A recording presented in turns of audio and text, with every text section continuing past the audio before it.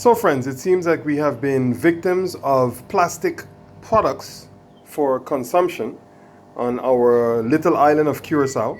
My dear wife just prepared what she would call, what's this called again, babe? Aubergine pizza. Yes, aubergine pizza. And she said, well, it's strange that the cheese has not melted after being in the oven for such a long period of time. So I was like, seriously, this cannot be happening. We purchased this product, El Latino, as it says, sin cholesterol and cholesterol free, but apparently it is full of plastic.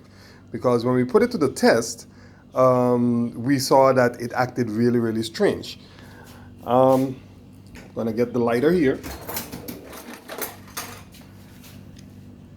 Grab one of the cheese for me, please.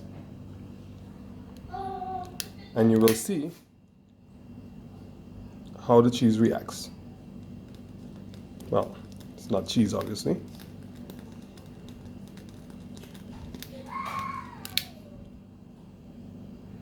Does that look like cheese to you? Cheese would not react this way.